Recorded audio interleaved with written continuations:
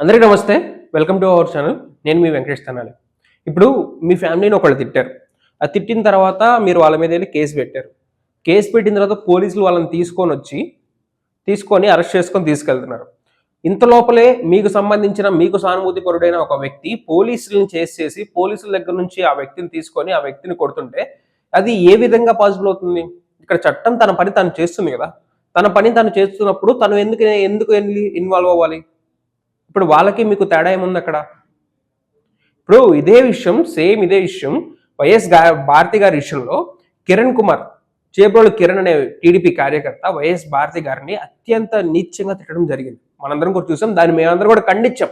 అసలు ఒక ఫ్యామిలీ జోలికి రాకూడదు, పాలిటిక్స్ లాగే ఉండాలి అని చెప్పేసి మా తరపు నుంచి, మా ఛానల్స్ నుంచి, మా ఇన్స్టాగ్రామ్ పేజెస్ నుంచి, ట్విట్టర్స్ నుంచి అన్నిటి కూడా కిరణ్ కి అగ్నిస్ట్ గా కూడా పోస్టులు చెప్పడం జరిగింది. ఇంకా చెప్పాలంటే వైఎస్ఆర్సీపీ కార్యకర్తలు కూడా ఎవరు కూడా వీటి మీద ఎక్కువ ఆవేశపడద్దు, చట్టం తన పని దాన్ని చేస్తుంది అని చెప్పేసి చెప్పడం జరిగింది. కానీ ఇక్కడ ఏమైపోయింది? వైఎస్ఆర్సీపీ మాజీ ఎంపీ, ఈయన మాజీ పోలీసు కూడా, మళ్ళీ గోరంట్ల మాధవ్ గారు, పోలీసులు ఆ కిరణ్ అనే చేబ్రోలు కిరణ్ అనే వ్యక్తిని అరెస్ట్ చేసి తీసుకెళ్తుంటే పోలీసుల్ని అడ్డగించి పోలీసులు కార్లకు అడ్డబడి తనని బయటికి లాగి తను కొట్టడం జరిగింది. ఆంధ్రజ్యోతి ఛానల్స్ లో అయితే ఇంకా దారుణంగా చెప్పడం జరిగింది. మరి అది ఎంతవరకు నిజమో తెలియదు. ఆయన అయితే కార్లు కట్టబడి ఆయన కొట్టడం జరిగింది అని చెప్పేసి న్యూస్ ఛానల్స్ లో వచ్చింది, న్యూస్ పేపర్స్ లో వచ్చింది, వీడియోలో కూడా మనకి క్లియర్ గా కనబడుతుంది. ఇక్కడ ఈయన మాజీ పోలీస్ అయ్యుండి, ఎంపీ అయ్యుండి చట్టాన్ని తన చేతుల్లోకి తీసుకోవచ్చా? ఇది ఎంతవరకు కరెక్ట్? ఇది వైఎస్ఆర్సీపీ పార్టీ అయినా లేకపోతే ఇంకో పార్టీ అయినా, పోలీసులు రాకుండా తను ఎక్కడో ఉండి మీరు వెళ్ళి అక్కడ తన పైన అటాక్ చేసినా కానీ అది చట్టరీత్యా నేరమే. ఎందుకంటే చట్టానికి ఫస్ట్ కంప్లైంట్ చేయాలి. కంప్లైంట్ చేసిన తర్వాత అదే చట్ట రీత్యా నేరమైనప్పుడు ఇది ఎంత నేరం అవుతుందో ఆలోచించండి. అంటే పోలీసులు ఏం పని చేయట్లేదు అని చెప్పేసి, పోలీసులు ఉన్నా కానీ అక్కడ ఉన్న పోలీసులు చేత కాని వాళ్ళు అని చెప్పే ప్రయత్నం మీరు చేస్తున్నారా? పోలీసులు వచ్చి తీసుకెళ్తున్నారు కదా, పోలీసులకు రెస్పెక్ట్ ఇవ్వాలి కదా.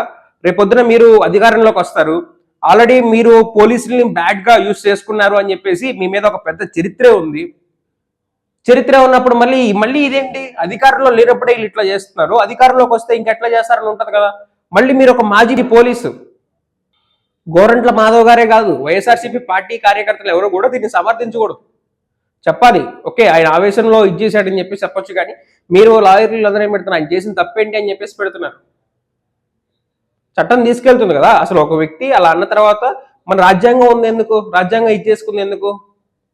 ఒకళ్ళు అనగానే వాళ్ళని వెళ్ళి కొట్టేసి వాళ్ళని వెళ్ళి ఇచ్చేసే ఇది కాదు కదా. ఇక్కడ ప్రజలందరూ కూడా మిమ్మల్ని ఎలా ట్రస్ట్ చేస్తారు? వీళ్ళే రాజ్యాంగం ఫాలో అవ్వనప్పుడు మనం ఎందుకు ఫాలో అవ్వాలని చెప్పేసి ఆలోచిస్తారు లేదా? రేపొద్దున మిమ్మల్ని చూసి వైఎస్ఆర్సీపీ పార్టీ కార్యకర్తలు ఎవరైతే 1,40,00,000 మంది ఓటేసిన వాళ్ళు ఉన్నారో వాళ్ళకి కోపాలు రావా? వాళ్ళు ఎవరో ఒకళ్ళు ఇలా మాట అన్నారు అని చెప్పేసి వాళ్ళ మీదకి వీళ్ళు కూడా వెళ్ళిపోతే వీళ్ళ జీవితాలు ఏం కావాలి? వీళ్ళు ఏం కావాలి? గ్రౌండ్ లెవెల్లో రాజకీయాలు ఏం కావాలి? బూత్ లెవెల్లో రాజకీయాలు ఏం కావాలి?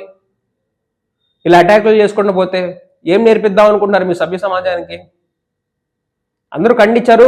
నాకు తెలిసి 175 కాన్స్టిట్యుయెన్సీస్ లో కూడా అతని మీద కేసు పెడతామని చెప్పేసి చెప్పారు. చాలా చోట్ల కూడా కేసు పెట్టారు. పోలీసులు వచ్చి తనను తీసుకెళ్ళకపోతుంటే అది అప్పుడు కూడా మీరు అటాక్ చేస్తే అది కూడా నేరమే. దాన్ని కూడా మేము ఎంకరేజ్ చేయట్లేదు. మోర్ ఓవర్ కిరణ్ కుమార్ ని, అది ఎవరైతే చేపల కిరణ్ ఉన్నాడో ఆయన్ని కూడా మేము అసలు ఎంకరేజ్ చేయట్లేదు. ఫ్యామిలీ జోలికి ఏ ఎట్టి పరిస్థితుల్లో ఏ పొలిటీషియన్ ఫ్యామిలీ జోలికి, ఎవరి ఫ్యామిలీ జోలికి వ్యక్తిగత జీవితాల్లోకి వెళ్ళకూడదు. వాళ్ళ పిల్లలు, వాళ్ళ భార్య పిల్లలు ఏమీ నేరం ఏం చేయలేదు కదా. మీరు మాట్లాడే పొలిటికల్ స్టేట్మెంట్స్ కి, మీరు మాట్లాడే దానికి వాళ్ళు ఎలా రెస్పాన్సిబుల్ అవుతారు? వాళ్ళని ఇచ్చేయడానికి పోలీస్ వ్యవస్థ పట్టుకోలేదు. అప్పుడు కోర్టుకు వెళ్ళాలి, మనం ఏదో ఒకటి చేయాలి. ఇలాంటిది కానివ్వండి డైరెక్ట్ గా అతను లాగి కొట్టేస్తా ఉంటే ఎట్లా? రేపొద్దున కార్యకర్తలకి గొడవ అయితే అక్కడ మీరు గ్రౌండ్ లెవెల్లో ఉండి ఇచ్చేస్తారా? చేయలేరు కదా, వాళ్ళని ఆపలేరు కదా. సో ఇది ఏదైనా సరే వార్త మాది, నిర్ణయం మీది. Thank you for watching.